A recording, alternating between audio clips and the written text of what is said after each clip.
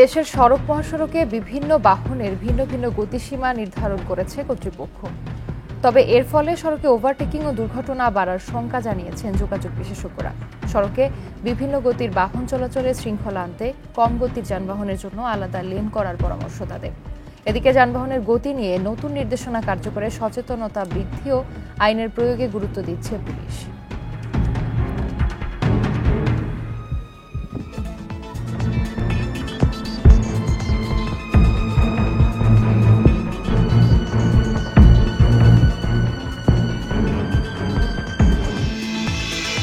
এ নিয়ে বিস্তারিত প্রতিবেদন থাকছে সংবাদের পরের অংশে। স্বাগত বিরতিহীন সকাল ৯টার ইন্ডিপেন্ডেন্ট সংবাদে। আপনাদের সাথে আছি আমি জান্নাতুল ফিরদৌস সুবা এবং আমি রাকিব আহমেদ। আর এবারে জানিয়ে দিব প্রধান শিরোনামগুলো। ভারত শ্রীলঙ্কা সফর শেষে সকালে ঢাকা আসছেন মার্কিন সহকারী পররাষ্ট্রমন্ত্রী ডোনাল্ড লু। ভিসা নীতি ও র্যাবের নিষেধাজ্ঞা ইস্যুতে গুরুত্ব।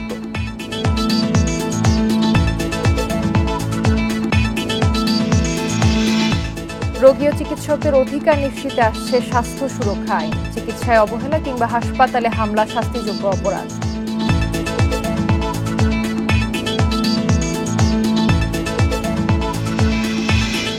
জলদস্যুদের কবলে পড়ার ২ মাস পর এমভি আবদুল্লাহর ২৩ নাবিক দেশে ফেরায় পরিবারের স্বস্তি। আজ চট্টগ্রামে পৌঁছাবে জাহাজ।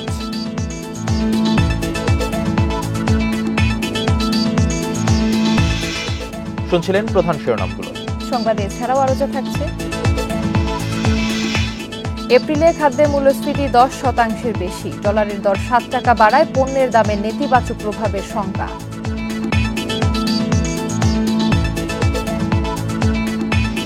এবার পুরো খবর। মার্কিন ভিসা নীতি ও র্যাবের উপর নিষেধাজ্ঞা ঢাকা ওয়াশিংটন সম্পর্কে দূরত্ব তৈরি করেছে বলে মন্তব্য করেছেন পররাষ্ট্রমন্ত্রী হাসান মাহমুদ। সোমবার দুপুরে মন্ত্রণালয়ে তিনি সাংবাদিকদের বলেন, যুক্তরাষ্ট্রের দক্ষিণ ও মধ্য এশিয়া বিষয়ক সহকারী পররাষ্ট্রমন্ত্রী ডোনাল্ড লু ঢাকা সফরে এ বিষয়ে আলোচনা হবে। ভারত ও শ্রীলঙ্কা সফর শেষে আজ সকালে ঢাকায় আসছেন ডোনাল্ড লু। ৩ দিনের এই সফরে দুদেশের মধ্যকার অর্থনৈতিক সম্পর্ক আরও এগিয়ে নেওয়ার বিষয়ে আলোচনা হবে বলে জানান পররাষ্ট্রমন্ত্রী। বলেন, ভিসা নীতি সহজ করা, র্যাব কর্মকর্তাদের উপর মার্কিন নিষেধাজ্ঞা তুলে নেওয়া সহ দ্বিপাক্ষিক নানা বিষয়ে গুরুত্ব দিচ্ছে ঢাকা। বুধবার পররাষ্ট্রমন্ত্রীর সঙ্গে সৌজন্য সাক্ষাৎ করবেন ডোনাল্ড লু। পররাষ্ট্র সচিবের সঙ্গেও বৈঠকের কথা রয়েছে। এছাড়া প্রধানমন্ত্রীর বেসরকারি শিল্প ও বিনিয়োগ বিষয়ক উপদেষ্টা সালমান এফ রহমানের সঙ্গে বৈঠকের পাশাপাশি সুশীল সমাজের প্রতিনিধিদের সঙ্গেও বসবেন ডোনাল্ড লু।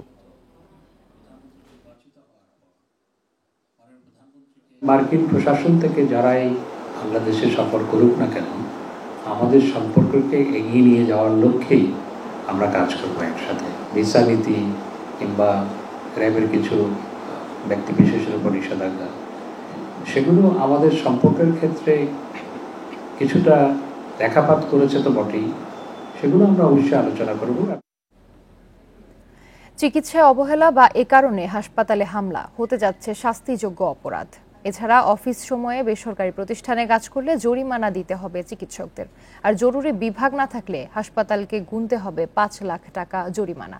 এসব ধারা সংযুক্ত করে আসছে নতুন স্বাস্থ্য সুরক্ষা আইন। ভুল চিকিৎসার অভিযোগে রোগীর মৃত্যু, আবার ঠুনকো কারণে চিকিৎসকের উপর হামলা, এমন ঘটনা ঘটে হরহামেশাই। তাই স্বাস্থ্য খাতে শৃঙ্খলা ফেরাতে ২০১৪ সালে উদ্যোগ নেওয়া হয় আইন তৈরির। তবে রোগী চিকিৎসক সব পক্ষের আপত্তির কারণে ৩ বার বদলায় আইনের নাম। সবশেষে আইনের নাম রাখা হয়েছে স্বাস্থ্যসেবা ও সুরক্ষা আইন।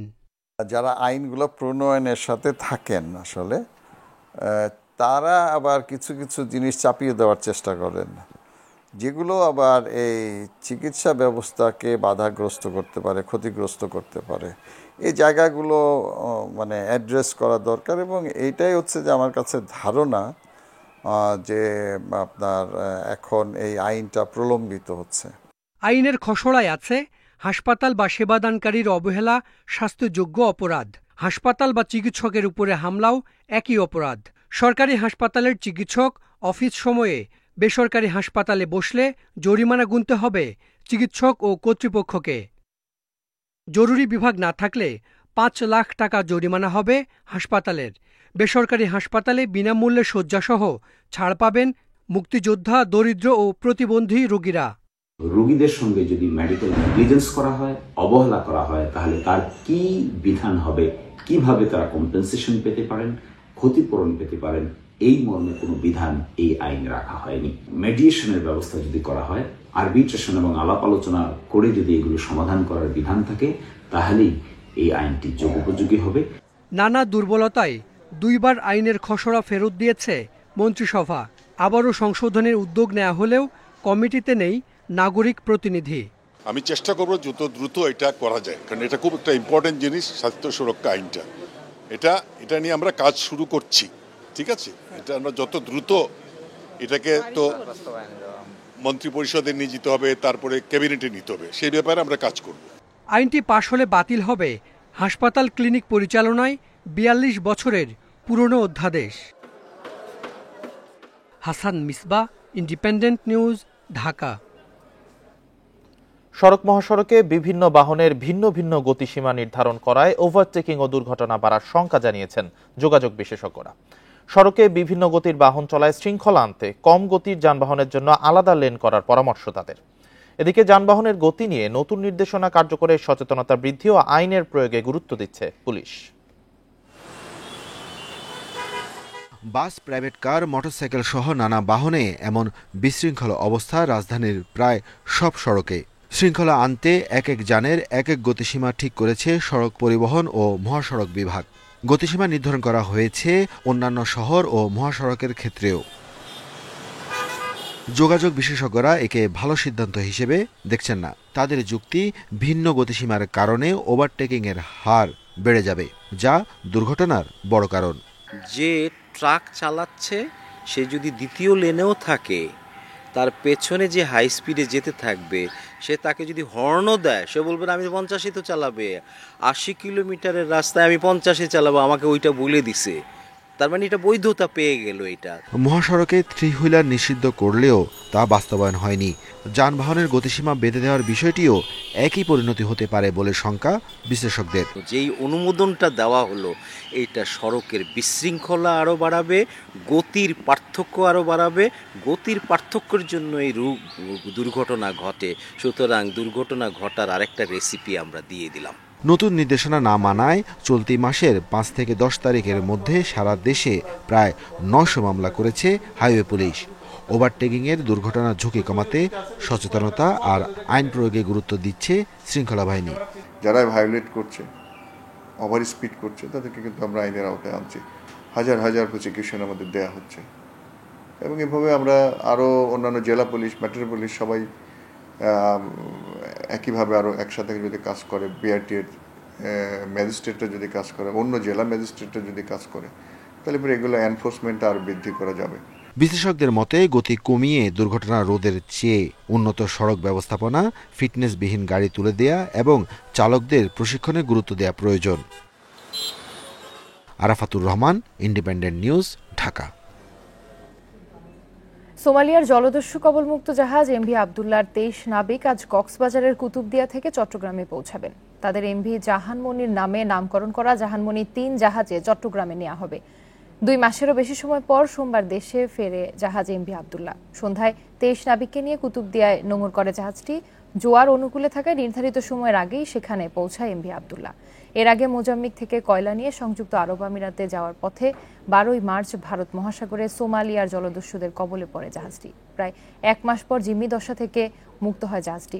গত ১ মে আরব আমিরাতের ফুজাইরা বন্দর থেকে চট্টগ্রামের উদ্দেশ্যে রওনা দেয় জাহাজটি। টানা ১২ দিন চলার পর সোমবার ভোরে বাংলাদেশের জলসীমায় প্রবেশ করে।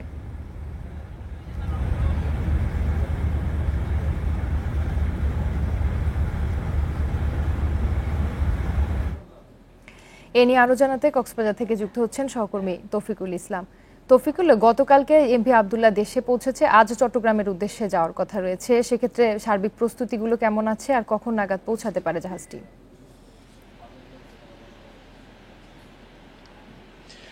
সোমালিয়ান জলদস্যুদের হাতে আটক থাকা যে এমবি আবদুল্লাহ গতকাল সন্ধ্যায় কুতুবদিয়া চ্যানেলে প্রবেশ করে এবং এরপরেই আপনি জানেন দুবাই থেকে পাথর নিয়ে তারা কুতুবদিয়া এসছে এবং এখন পর্যন্ত সেই পাথর খালাসের কাজ চলছে যে এমবি আবদুল্লাহর জাহাজ থেকে। ইতিমধ্যে গতকাল রাতেই চট্টগ্রাম থেকে জাহাজমনি ৩ নামক একটি জাহাজ 23 জন নাবিককে নিয়েই কুতুবদিয়ায় এসছেন এবং এই 23 জন এমবি আবদুল্লাহ উঠবেন এবং এমবি আবদুল্লাহ থাকা অর্থাৎ যে 23 জন নাবিক যারা জিম্মি ছিলেন সোমালিয়ান জলদস্যুদের হাতে, তারা আবার আজকে সকাল 10টার দিকে জাহাজমনি 3-এ করে চট্টগ্রামের উদ্দেশ্যে রওনা হবেন, সেরকমই আমরা খবর পেয়েছি। তবে এখনো পর্যন্ত যে তাদেরকে যে ফিরিয়ে নেয়ার যে আনুষ্ঠানিকতা সেটি করছে জাহাজ কর্তৃপক্ষ। এবং আপনি জানেন যেহেতু যে পাথর নিয়ে তারা এসেছিলেন সেই পাথরের খালাসের একটি বিষয় রয়েছে, তবে সেই বিষয়টি নিয়ে আসলে তারা যে নতুন 23 জন নাবিক চট্টগ্রাম থেকে গতকাল রাতে তারা রওনা হয়েছিলেন এবং তারা আমরা যতটুকু জানতে পেরেছি 10টা নাগাদ তারা যেই কুতুবদিয়া সেই এমবি আবদুল্লাহর কাছাকাছি এসে পৌঁছেছেন এবং বর্তমানে তারা জাহাজমনি 3-এ আছেন। যে 23 জন এমবি আবদুল্লাহর জাহাজে উঠবেন এবং এমবি আবদুল্লাহ থেকে যে মুক্তিদশা থেকে যে ফেরত আসা 23 জন তারা আজকে সকাল 10টার দিকে রওনা হওয়ার কথা রয়েছে। তবে এখনো পর্যন্ত আপনারা জানেন সাগর উত্তাল থাকার কারণে কিছুটা তাদের ব্যাক পেতে হচ্ছে খালাস বা অন্যান্য যে কার্যক্রম সেটি। তো সবকিছু ঠিকঠাক থাকলে সকাল 10টার পরেই তাদের যে চট্টগ্রামে ফিরে যাওয়ার যে কার্যক্রম সেটি শুরু হবে। চট্টগ্রাম থেকে জানাচ্ছিলেন সহকর্মী তৌফিকুল ইসলাম। এসএসসি পরীক্ষায় 65% লিখিত ও 35% শ্রেণীভিত্তিক মূল্যায়ন হবে, এমন পরিকল্পনা শিক্ষা মন্ত্রণালয়ের। মূল্যায়নের জন্য গঠিত কমিটির সুপারিশেই এই পরিকল্পনা। এ বিষয়ে চূড়ান্ত সিদ্ধান্ত হবে শিগগিরই। সোমবার দুপুরে শিক্ষা মন্ত্রণালয়ের নীতি নির্ধারণী পর্যায়ের সভা শেষে এ তথ্য জানা যায়।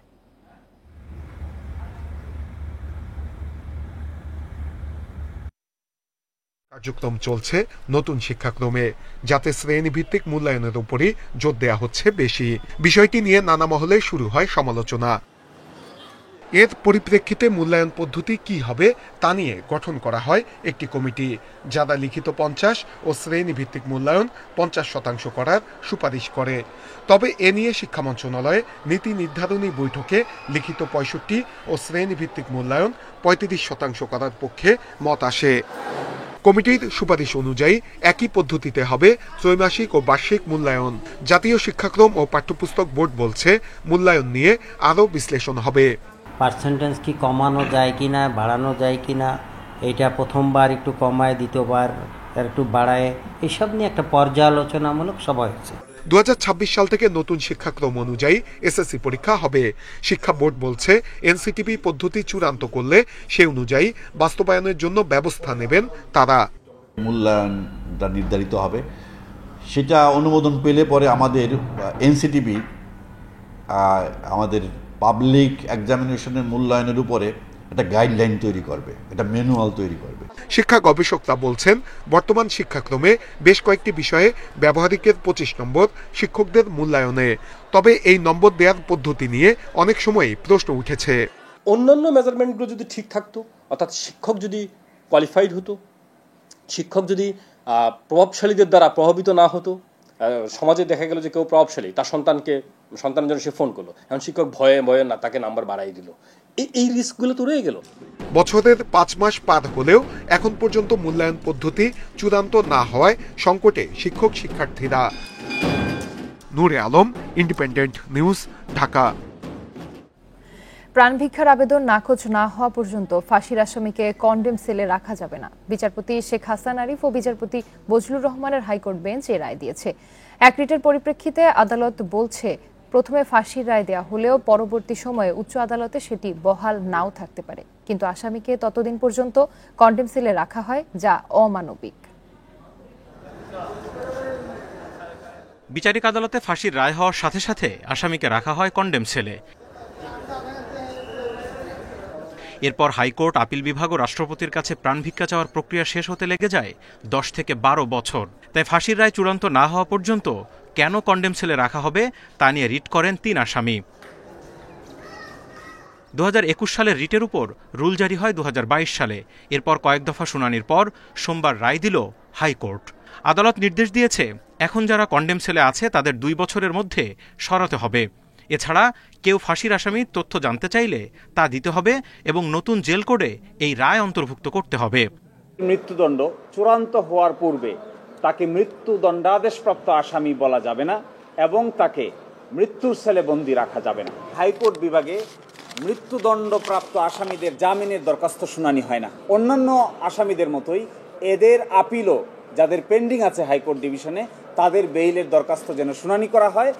তবে হাইকোর্টের এই রায়ের বিরুদ্ধে আপিল করা হবে কিনা তা নির্ভর করছে সরকারের সিদ্ধান্তের ওপর।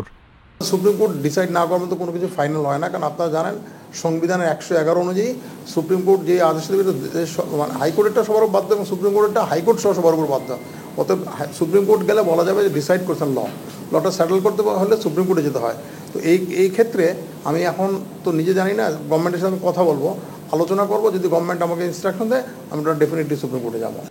বিচারিক প্রক্রিয়ার দীর্ঘসূত্রতা প্রসঙ্গ উঠে আসে এই রায়ে।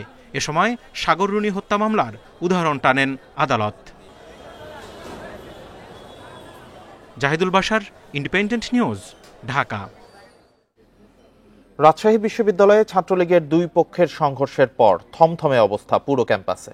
ঘটনার সময় প্রাণঘাতী অস্ত্র প্রদর্শিত হলেও এসবের একটিও উদ্ধার করতে পারেনি পুলিশ। এতে উৎকণ্ঠায় রয়েছে সাধারণ শিক্ষার্থীরা। তাদের অভিযোগ, প্রশাসনের নমনীয়তায় শান্ত ক্যাম্পাসকে অস্থিতিশীল করার চেষ্টা করছে ছাত্রলীগ। গত শনিবার রাজশাহী বিশ্ববিদ্যালয়ের সোহরাওয়ার্দী হলের গেস্ট রুমে বসা নিয়ে দ্বন্দ্ব। এক পর্যায়ে সংঘর্ষে জড়ায় ছাত্রলীগের 2 পক্ষের নেতাকর্মীরা। এখন পর্যন্ত কারো বিরুদ্ধে কোনো ব্যবস্থা নেওয়া হয়নি। তারপরও নেতারা বলছেন, দলীয় শৃঙ্খলা ভঙ্গ করলে সাংগঠনিক ব্যবস্থা নেওয়ার কথা।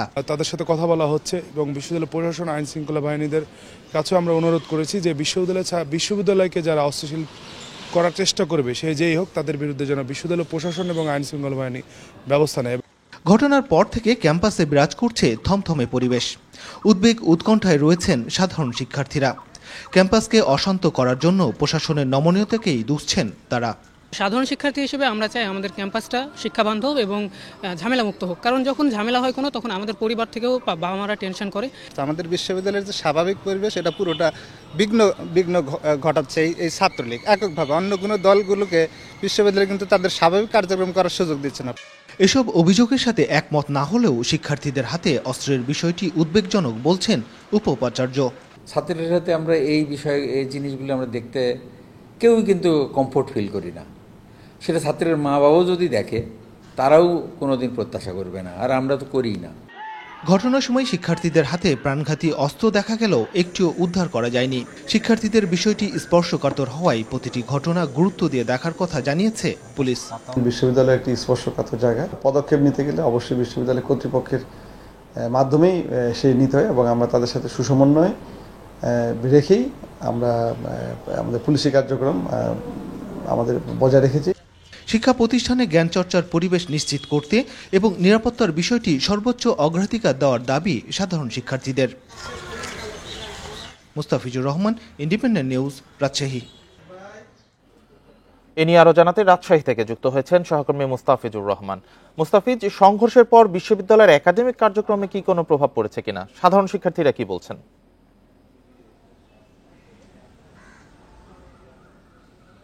না, সংঘর্ষের পরে আসলে সংঘর্ষটা হয়েছিল রাজশাহী বিশ্ববিদ্যালয়ে যে সোহরাওয়ার্দী হল এবং যে মাদার বক্স হল রয়েছে, এই পাশাপাশি দুটি হলের মধ্যে, এবং মূলত যে দ্বন্দ্বটি শুরু হয়েছিল সেটি এই সোহরাওয়ার্দী হলের এখানে ছাত্রলীগের 2 গ্রুপের যে গেস্ট রুমে বসাকে কেন্দ্র করে রাত্রে 11:30টার পর থেকেই এই বাকবিতণ্ডা, এরপরে কিন্তু পাল্টা ধাওয়া এবং 2 পক্ষের সমর্থকদের নিয়ে কিন্তু আমরা দেখেছিলাম যে দেশীয় অস্ত্র সহ ধারালো অস্ত্রের কিন্তু সেই সময় প্রদর্শনী ছিল। সেই সময় অর্থাৎ গেল শনিবারে যখন ঘটনাটি ঘটে, রাত্রে 12টা থেকে 3টে পর্যন্ত সংঘর্ষ চলে। সেই সময় 4টি ককটেল বিস্ফোরিত হয় এবং উদ্বেগের যে বিষয়টি, যে ঘণ্টাখানেকের মধ্যেই রাজশাহী বিশ্ববিদ্যালয়ের এই ক্যাম্পাসের বিশেষ করে হলগুলো থেকে, আবাসিক হলগুলো থেকে এই ধারালো অস্ত্র আমরা দেখেছিলাম যে সেখানে বেশ কিছু শিক্ষার্থীদের হাতে রামদা ছিল, চাপাতি ছিল এবং রড ছিল, পাইপ ছিল, লোহার যে পাইপ সেগুলো কিন্তু ছিল। ঠিক এগুলো কোথায় থেকে আসলো, সেই সাথে শঙ্কার যে বিষয় সেটি হচ্ছে যে খুব অল্প সময়ের মধ্যে এই শিক্ষার্থীদের হাতে ককটেল কিভাবে এলো, এবং সেখানে কিন্তু আমরা দেখেছিলাম যে হলের বাইরে বেশ কয়েকটি ককটেল বিস্ফোরিত হয়েছিল, এবং এর পরে রাত্রে ৩টার পরে আইনশৃঙ্খলা বাহিনী যখন সোহরাওয়ার্দী হলে প্রক্টর এবং হল প্রভোস্টদের নিয়ে তারা তল্লাশিতে গেছিলেন, ঠিক তল্লাশির পরে আমরা দেখেছি যে আইনশৃঙ্খলা বাহিনী হাত শূন্য ছিল, অর্থাৎ একটি অস্ত্র বা কোনো কিছুই কিন্তু তারা সেখান থেকে উদ্ধার করতে পারেনি, বা তারা আইনশৃঙ্খলা বাহিনীর ভাষায় তারা দেখতে পায়নি বা খুঁজে পায়নি, যার ফলে একটি প্রাণঘাতী অস্ত্রের প্রদর্শনের কথা বলছিলেন। তো সংঘর্ষের বিষয়ে ছাত্রলীগ নেতারা কি বলছেন, আর হল কর্তৃপক্ষ কি কোনো তল্লাশি চালিয়েছে কিনা?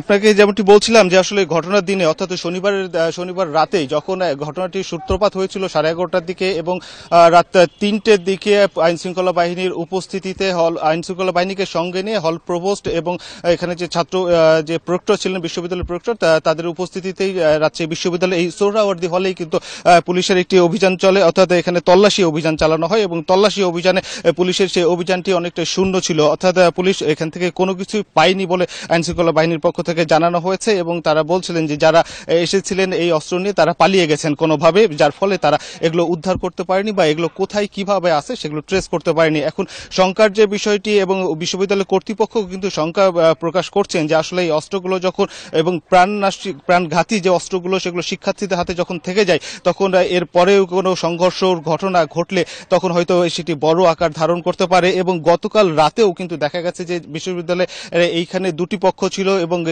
সংঘর্ষের পর থেকে একটি পক্ষ কিন্তু এই হলে অনুপস্থিত, অর্থাৎ হল ছেড়ে তারা অন্য কোথাও চলে গেছেন বা আশ্রয় নিয়েছেন, এমনটি কিন্তু শোনা যাচ্ছে, বা গা ঢাকা দিয়েছেন যদি বলা হয়ে থাকে, এমনটি কিন্তু ঘটেছে। এবং গতকাল রাতেও একটি গ্রুপ এখানে প্রবেশ করার চেষ্টা করেছিল, এবং রাত 3টের দিকে গতকালকে আবার বিশ্ববিদ্যালয়ের পরিস্থিতি উত্তপ্ত হওয়া শুরু করেছিল, এবং দুই পক্ষের সমর্থকরা আবারও কিন্তু বিশ্ববিদ্যালয় ক্যাম্পাসে জড়ো হওয়ার চেষ্টা করেছিল, তবে বিশ্ববিদ্যালয় প্রশাসনের কর্তৃপক্ষের হস্তক্ষেপে সেটি আর বেশি দূর এগোয়নি। তবে এখন পর্যন্ত বিশ্ববিদ্যালয়ের পরিস্থিতি, সাধারণ শিক্ষার্থীদের মধ্যে একটি উৎকণ্ঠা রয়েছে, যেহেতু ছাত্রলীগের এই দুই গ্রুপের সংঘর্ষ বা এই যে তাদের মধ্যে যে দ্বন্দ্ব, এটি অবসান না হলে ক্যাম্পাস হয়তো সামনের দিনে আবারও অস্থিতিশীল হয়ে উঠতে পারে।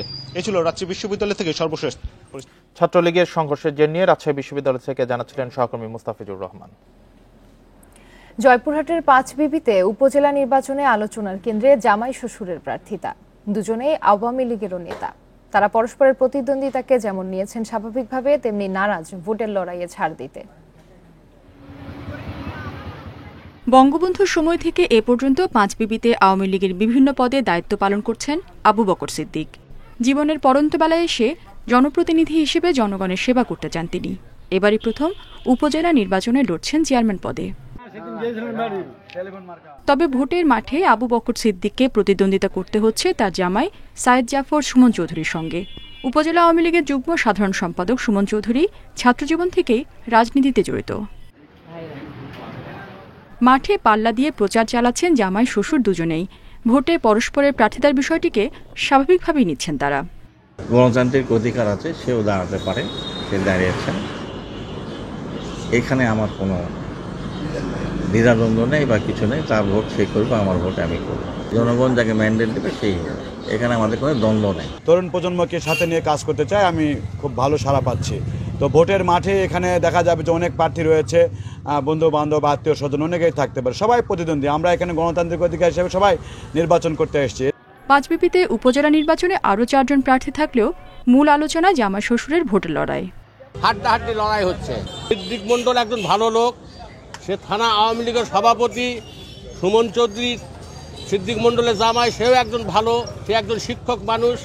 জামাই শ্বশুরের কেউ নাকি বাকি 4 প্রার্থীদের মধ্যে কাউকে চেয়ারম্যান হিসেবে বেছে নেবেন পাঁচবিবিবাসী, তা জানতে অপেক্ষা করতে হবে 21 মে পর্যন্ত। Independent news. সংসদ সদস্যদের আমদানি করা গাড়িতে 25% আমদানি শুল্ক আরোপ করার পরিকল্পনা হচ্ছে। আগামী বাজেটে এই সংক্রান্ত প্রস্তাব করা হতে পারে। এর ফলে সংসদ সদস্যদের শুল্কমুক্ত গাড়ির সুবিধা আর থাকবে না। 36 বছর ধরে সংসদ সদস্যরাই সুবিধা পেয়ে আসছেন। এনবিআর এর সূত্রগুলো বলছে, ফলে সরকার বিপুল পরিমাণ রাজস্ব হারাচ্ছে। তাই প্রথম দফায় 25% আমদানি শুল্ক বসানো হতে পারে। তবে সম্পূরক শুল্ক সহ অন্যান্য কর মওকুফ থাকবে। সংসদ সদস্যদের আনা গাড়ির উপর আমদানি শুল্ক বসালেও তারা অন্যান্য সুবিধা পাবেন। আইএমএফ এর শর্তে সংসদ সদস্যদের এসব সুবিধা কিছুটা প্রত্যাহার করা হচ্ছে বলে জানা গেছে।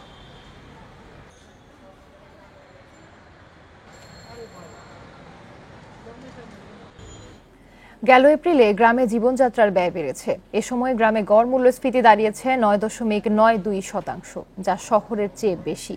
পরিসংখ্যান ব্যুরোর তথ্যমতে এপ্রিলে খাদ্যপণ্যে মূল্যস্ফীতি 10% ছাড়িয়েছে। অর্থনীতিবিদরা বলছেন ডলারের দর বৃদ্ধি এ মূল্যস্ফীতিকে আরও উস্কে দেবে। নিত্যপণ্যের দাম অনেক দিন ধরেই চড়া। এর সঙ্গে চিকিৎসা, পরিবহন সহ খাদ্য বহির্ভূত খাতেও খরচ বেড়েছে। সব মিলিয়ে মূল্যস্ফীতির চাপে হিমশিম খাচ্ছে সবাই। সরকারের বিভিন্ন পদক্ষেপের পরও মূল্যস্ফীতি কমছে না। বিবিএসের তথ্য বলছে সার্বিক মূল্যস্ফীতি এখনও 10%-এর কাছাকাছি। গেল এপ্রিলে মূল্যস্ফীতি দাঁড়ায় 9.74%, আর খাদ্যে মূল্যস্ফীতি বেড়েছে 10.22% পর্যন্ত। তবে বিআইডিএস এর গবেষণায় উঠে এসেছে বর্তমানে খাদ্য মূল্যস্ফীতি 15%। বিশ্লেষকরা বলছেন মূল্যস্ফীতি এক ধরনের কর, যা ধনী গরিব সবার চাপ বাড়ায়। আমাদের রাজস্ব নীতি এবং আর্থিক নীতির মধ্যে সেখানে আমি মনে করি যে একটা বড় দুর্বলতা রয়েছে। আর দ্বিতীয় কারণ হচ্ছে যে বৈশ্বিক কনটেক্সটে বাংলাদেশের অর্থনীতির যে আচরণ, সেটা যথাসময়ে যথাযথ ব্যবস্থা না নেওয়ার কারণে। পরিসংখ্যান ব্যুরোর প্রতিবেদনে দেখা যায় শহরের চেয়ে গ্রামের মানুষের কষ্ট বেড়েছে। গ্রামে গড় মূল্যস্ফীতি 9.92%, যেখানে শহর অঞ্চলের গড় মূল্যস্ফীতি 9.46%। টাকার অবমূল্যায়ন কিন্তু একটা বিরাট বিষয়, কারণ আমাদের মূল্যস্ফীতির 50% অন এন এভারেজ 50% মূল্যস্ফীতির দায় হচ্ছে আমাদের ফরেন কারেন্সি। আইএমএফ এর ঋণের শর্তের একটি মূল্যস্ফীতি কমানো। সে হিসেবে চলতি অর্থবছরের শেষে মূল্যস্ফীতি 7.5% নামিয়ে আনতে হবে। উমনহার আজমি, ইন্ডিপেন্ডেন্ট নিউজ, ঢাকা। ডলারের দাম 1 লাফে 60 টাকা বাড়ানোর সবচেয়ে নেতিবাচক প্রভাব পড়বে জ্বালানি ও বিদ্যুৎ খাতে। আগামী মাসেই ভোক্তা পর্যায়ে এসব পণ্যের দাম বৃদ্ধির আশঙ্কা রয়েছে। উচ্চ মূল্যস্ফীতির বাজারে যা আরও ভয়াবহ হবে বলে মত ব্যবসায়ীদের। বিশেষজ্ঞরা বলছেন, ভোক্তার উপর পুরো চাপ না দিয়ে বিদ্যুতের উৎপাদন খরচ কমানোর পথ খুঁজতে হবে সরকারকে। গেল বছর 600 কোটি ডলারের বেশি জ্বালানি তেল আমদানি করে বাংলাদেশ। এলএনজি আমদানি ও টার্মিনাল ভাড়া বাবদ বছরে খরচ হয় 350 কোটি ডলার। সব মিলিয়ে জ্বালানি খাতে ব্যয় মোট আমদানির 15%-এর বেশি। এমন পরিস্থিতিতে ডলার প্রতি 7 টাকা দাম বৃদ্ধিতে টাকার অঙ্কে খরচ বাড়বে 6%-এর বেশি। বিশ্ববাজারের সঙ্গে সমন্বয়ে চলতি মাসেও ডিজেলের দাম বাড়ে লিটারে 1 টাকা। ডলারের বাড়তি দরের সাথে এই সমন্বয়ের বড় প্রভাব পড়বে জুন মাসে। জ্বালানি খরচ বৃদ্ধিতে বিদ্যুতের উৎপাদন খরচও বাড়বে, যার নেতিবাচক প্রভাব পড়বে শিল্প খাতে। সামগ্রিক বিজনেস সিচুয়েশন কিন্তু বাংলাদেশের জন্য একটা পজিটিভ ভাইবের মধ্যে নেই, কারণ এর সাথে সাথে আপনার ডলার ইম্প্যাক্ট রয়েছে, এর সাথে সাথে আপনার ব্যাংকের ইন্টারেস্ট রেট রয়েছে। ফলে আমি বলবো যে এটা মরার উপর খাড়ার ঘাড়ের মতো, যে আপনার বছরে 4 বার বা 3 বার বাড়ানোর যে রোডম্যাপ করছে। খাদ্য এবং জ্বালানি এই দুটোর উপর একটা সাংঘাতিকভাবে একটা চাপ আসবে। মূলত চাপটা আসবে যে ডলারের যে কনভার্সন রেটটা টাকার সাথে সমন্বয় করা হয়েছে সেই জায়গাটাতে। ফলে উৎপাদন খাতে দাম বাড়বে, ভোক্তা এটা সাফার করবে। গত অর্থবছর বিদ্যুৎ খাতে 39,500 কোটি টাকা ভর্তুকি দিতে হয়েছে। আগামী 3 বছরে ভর্তুকি থেকে সরে আসতে চায় সরকার। বিশ্লেষকরা বলছেন, এক্ষেত্রে কেবল দাম বাড়ালে অনেকেই বিদ্যুৎ ব্যবহার কমাবে, বাড়বে বিদ্যুৎ চুরি। যথাসম্ভব চেষ্টা করা উচিত বিদ্যুতের দাম বৃদ্ধি না করা, বরঞ্চ উৎপাদন খরচ কীভাবে কমানো যায় সেটা যদি ভালোভাবে পরিকল্পনা করে, কিছুটা হলেও যদি উৎপাদন খরচ কমিয়ে আনা যায়। তেলভিত্তিক বিদ্যুৎ যদি আমরা বন্ধ করে রাখতে পারি। এই মুহূর্তে কয়লার মূল্য কম আছে, কয়লা ভিত্তিক বিদ্যুৎ কেন্দ্রের উৎপাদন খরচ প্রায় 10 টাকার কাছাকাছি নেমে এসছে। আর নিজস্ব গ্যাস উৎপাদনটা বাড়াতে হবে, অর্থাৎ জ্বালানি সরবরাহটা বাড়াতে হবে। বাংলাদেশ বিদ্যুৎ উন্নয়ন বোর্ড পিডিবির তথ্যমতে ডলার দর 1 টাকা বৃদ্ধিতে বার্ষিক খরচ বাড়ে 474 কোটি টাকা। Hari Saha, independent news, Dhaka.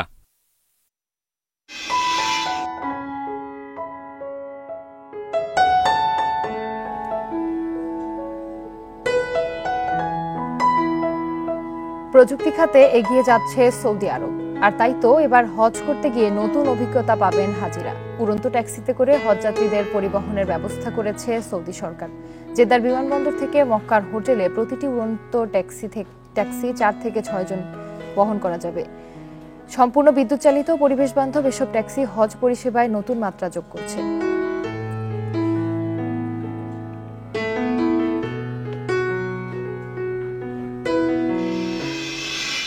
এ নিয়ে প্রতিবেদন থাকছে সংবাদের পরের অংশে। চলে যাচ্ছি পরবর্তী সংবাদে।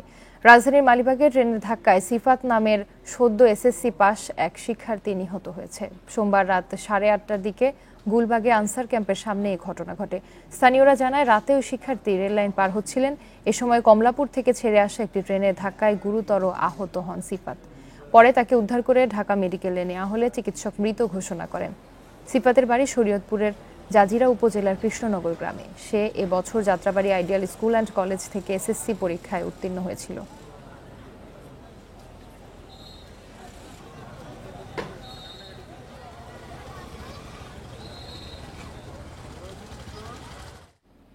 গুটি জাতের আম নামানোর মধ্য দিয়ে রাজশাহীতে শুরু হচ্ছে মধুমাস। 15 মে থেকে পর্যায়ক্রমে নামানো হবে বিভিন্ন জাতের আম। নওগাঁতে শুরু হচ্ছে 22 মে থেকে। তবে অপরিপক্ক আম বাজারজাতের চেষ্টা করলে কঠোর ব্যবস্থা নেওয়ার কথা জানিয়েছে প্রশাসন। আর বৈরী আবহাওয়ার কারণে ফলন নিয়ে দুশ্চিন্তায় আছেন বাগানীরা। কয়েক বছর ধরেই পরিপক্ক আম বাজারজাতকরণে জাত বেঁধে তা নামানোর সময় ঠিক করে দিয়ে আসছে প্রশাসন। রাজশাহীতে 15 মে থেকে পারা হবে গুটি জাতের আম। পর্যায়ক্রমে গোপালভোগ, লক্ষণভোগ ও রানী পছন্দ 25 মে, হিমসাগর ও ক্ষীরসাপাত 30 মে, ল্যাংড়া 10 জুন, আম্রপালি ও ফজলি নামানো হবে 15 জুন। এই সময় নিয়ে সংশয়ে রয়েছেন ব্যবসায়ীরা। আসলে এটা পুরোপুরি যুক্তিগতভাবে এই টাইমটা ঠিক থাকে না। যেমন এখন বর্তমান যে আমাদের এলাকায় যে আমটা, আমের এখনো আঠি দড়াই নাই। গতবারের চাইতে অনেক দাম বেশি হবে, কারণ মার্কেটে আপনার আমদানি কম হবে। তবে অপরিপক্ক আম বাজারজাত করলে কঠোর ব্যবস্থা নেওয়ার কথা জানিয়েছেন জেলা প্রশাসক। আশা করি যে তারিখ ঘোষণা করা হলো, আমাদের সম্মানিত চাষি যারা রয়েছেন, ব্যবসায়ী যারা রয়েছেন, সেটি শতভাগ প্রতিপালন করবেন। কার্বাইড দিয়ে আম বাজারজাত করে রাজশাহীর দীর্ঘদিনের ঐতিহ্য এবং সুনাম ক্ষুণ্ণ করতে চান, তাদের বিরুদ্ধে প্রশাসনিকভাবে কঠোর ব্যবস্থা গ্রহণ করা হবে। নওগাঁয় আম পাড়ার তারিখ ঠিক করা হয়েছে 22 মে থেকে। তবে বৈরী আবহাওয়া এবং নানা সংকটে এবার আমের উৎপাদন নিয়ে দুশ্চিন্তায় আছেন বাগান মালিকরা। গরমের কারণে এবারকার আম প্রচুর আম ঝরে গেছে। লক্ষ্যমাত্রায় কোনো প্রভাব পড়বে না উল্লেখ করে কৃষি বিভাগ বলছে এবার নওগাঁ থেকে 500 মেট্রিক টন আম রপ্তানি হবে। রপ্তানিযোগ্য আমগুলো এই নির্ধারিত তারিখ থেকে আরো 10 দিন পর্যন্ত সংগ্রহ করে এই রপ্তানির যোগ্য আমরা জন্য বিবেচনা আনব।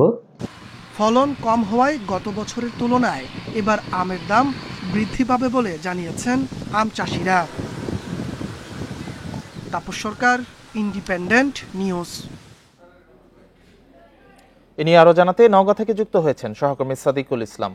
সাদিকুল, 22 মে থেকে নওগাঁয় আম পাড়া শুরু হচ্ছে, প্রশাসন কিছু নির্দেশনাও দিয়েছে এই বিষয়ে। তবে আসলে কৃষি বিভাগ কি বলছে উৎপাদন লক্ষ্য নিয়ে, বাগানীরাই বা কি বলছেন?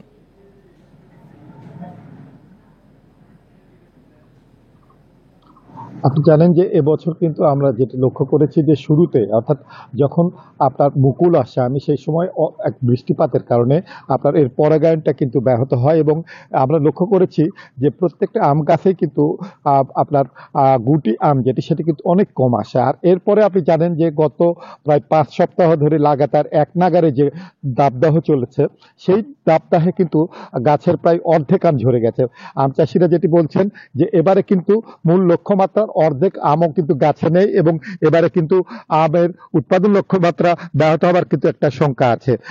আপনাকে জানাই যে আমার সঙ্গে কথা হয় এখানকার কৃষি সম্প্রসারণ অধিদপ্তরের উপপরিচালক আবুল কালাম আজাদের সঙ্গে। তিনি যেটি জানিয়েছেন যে নওগাঁ জেলায় 30,300 হেক্টর জমিতে কিন্তু আম চাষ করা হয়েছে। এখানে উৎপাদন লক্ষ্যমাত্রা ধার্য করা হয়েছে আপনার 4.25 লাখ মেট্রিক টন আম। কিন্তু চাষিরা যেটি বলছেন যে আসলে এবারে যে অবস্থা, এমনিতে তো আম গাছ থেকে ঝরে গেছে, তার উপর এখানে বিভিন্ন ধরনের রোগবালাই এবং পোকামাকড়ের আক্রমণের কারণে এবারে কিন্তু কাঙ্ক্ষিত আপনার উৎপাদন হবে না, এবং সেক্ষেত্রে কিন্তু চাষিরা কিন্তু আর্থিকভাবে লোকসানের মুখে পড়তে পারেন এমন কিন্তু শঙ্কা করছেন। আমি আপনাকে একটি তথ্য দিব যে এখানে কিন্তু আগামী 22শে মে থেকে আম পাড়ার আপনার তারিখ নির্ধারণ করা হয়েছে।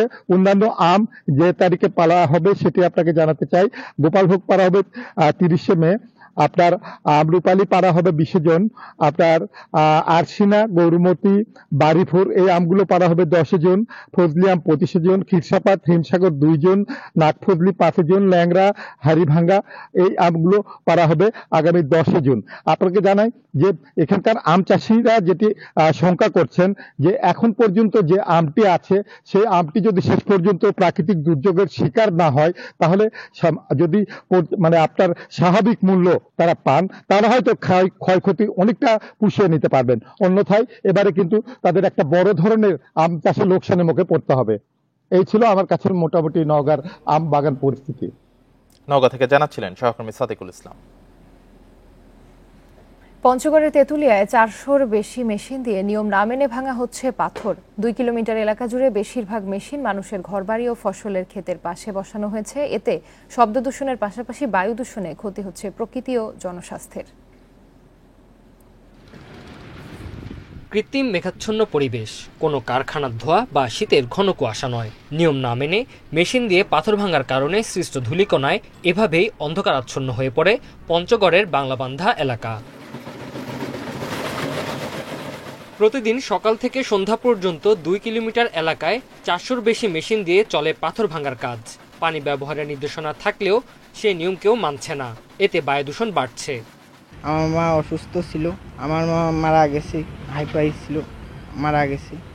আমার বাবা অসুস্থ ছিল, অসুস্থ হাতে আমি কাম করছি। আমার শরীরের সমস্যা, মনে করেন যে হাঁটুয়ার ব্যথা, মনে করেন যে মাথা ঘুরে চক্কর দেয়, এছাড়া শ্বাস প্রশ্বাসের ক্ষতি হয়। ধুলার কারণে ফসলের ক্ষেত নষ্ট হচ্ছে। প্রশাসনের সাথে আলোচনা করেও এই সংকটের সমাধান মিলছে না।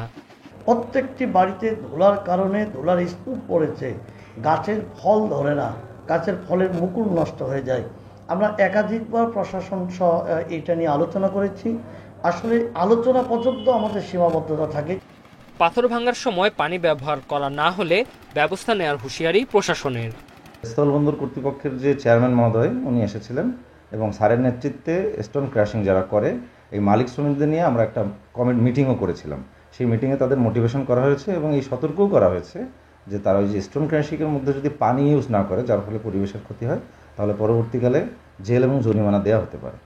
পরিবেশ ও স্বাস্থ্য রক্ষায় বাংলাবান্ধায় নিরাপদ স্টোন ক্রাশিং জোন করার দাবি স্থানীয়দের। Independent news. শুধু শিশু নয়, এখন বড়দের জন্যও কাঠের বাইসাইকেল তৈরি হচ্ছে বাগেরহাটে। সঙ্গে আছে চিলড্রেন ব্যালেন্স বাইক। এছাড়া নারকেলের ছোবা দিয়ে বানানো হচ্ছে নানা বাহারি তৈজস ও শৌখিন পণ্য। এসব রপ্তানি হচ্ছে আমেরিকা, ইউরোপের বিভিন্ন দেশে। আসছে বৈদেশিক মুদ্রা, হচ্ছে কর্মসংস্থানও। কাঠের বাইসাইকেল, হ্যান্ডেল, মাডগার্ড, সিটও প্লাস্টিকের নয়, কাঠের। তৈরি হচ্ছে বাগেরহাটের বেসিক শিল্পনগরীতে। ন্যাচারাল ফাইবার কারখানা তৈরি করছে ফ্রেম, চাকা, আবার হ্যান্ডেলও। এর মধ্যে আছে শিশুদের শারীরিক মানসিক ভারসাম্য ঠিক রাখতে তৈরি চিলড্রেন ব্যালেন্স বাইকও। চাকা থেকে শুরু করে পুরোটাই কাঠের। দিনে তৈরি হচ্ছে শতাধিক। পরিবেশ বান্ধব বলে রপ্তানি হচ্ছে গ্রিস, বেলজিয়াম সহ ইউরোপের নানা দেশে। কাঠের সাইকেলগুলি নিয়ে তারাই মুভ করে শহরের ভিতরে বা বাইরে, যে সাইকেলগুলি ট্রামে বা বাসে ফোল্ড করে নিতে পারে। তা কাঠের সাইকেলগুলিতে এই ব্যবস্থা আছে। আর আমার সবচেয়ে বড় সুবিধা হচ্ছে আমার ক্রেতা তারা পরিবেশ বান্ধব পণ্য চায়। শুধু বাইসাইকেল নয়, এখানে তৈরি হচ্ছে নারকেলের ছোবড়ায় নানা বাহারি আসবাব, আছে পোষা প্রাণীর খেলনা, পাখির বাসা সহ নিত্য প্রয়োজনীয় আকর্ষণীয় সব পণ্য। আশেপাশের যারা থাকে, যারা বাইরে কাজ করবে না, মিল কারখানায় কাজ করে না, রাস্তাঘাটে কাজ করে না, গৃহবধূ অথবা ছাত্রী, এখানে সব মহিলা কাজ করে। আমেরিকা থেকে ইতালি, ফ্রান্সেও যাচ্ছে এসব। সৃষ্টি হচ্ছে নতুন বাজার ও কর্মসংস্থান। আসছে বৈদেশিক মুদ্রা। উদ্যোক্তারা বলছেন লবণ পানিতে থেকে চিংড়ি পোনা সংগ্রহ করতে গিয়ে নানা রোগে ভুগছেন উপকূলের নারী। এ শিল্প তাদের জন্য তৈরি করছে অপার সম্ভাবনা। নারকেলের হার্ড শেল দিয়ে আপনার অ্যাক্টিভেটেড কার্বন তৈরি করা যায়। আমাদের দেশে অ্যাক্টিভেটেড কার্বন পুরোটাই আমদানি হয়। নারকেলের পানি যেটা আমরা ফেলে দেই, খাই না, ম্যাচিউরড নারকেলের পানি, এটা দিয়ে ভিনেগার তৈরি করা যায়। লবণ পানি ওঠাটা যদি বন্ধ করে দেওয়া যায় কোনোভাবে, তাহলে আবার পূর্বে অবস্থায় ফিরে আসবে। বাগেরহাটের পাশেই হয়েছে মংলার অর্থনৈতিক অঞ্চল। সেখানে পরিবেশ বান্ধব এই শিল্প বিকাশ অর্থনীতিতে বড় ভূমিকা রাখবে বলে মনে করেন উদ্যোক্তারা। ইউরোপের বাজারে ব্যাপক জনপ্রিয়তা ও চাহিদা থাকলেও বাংলাদেশে খুব বেশি পরিচিতি নাই। স্থানীয় উদ্যোক্তাদের স্বপ্ন পরিবেশ বান্ধব এই সাইকেলটি একদিন বাংলাদেশের তরুণ প্রজন্ম গ্রহণ করবে এবং দেশের সমস্ত জায়গায় এই সাইকেলের ব্যাপক প্রচলন ঘটবে। Shahriar Anirban, independent news, Bagerhat. এই ছিল এখনকার সংবাদে। ইন্ডিপেন্ডেন্ট টেলিভিশনের সব খবর আরো বিস্তারিত জানতে চোখ রাখুন ফেসবুক, ইউটিউব, এক্স। সাথে থাকার জন্য ধন্যবাদ সবাইকে।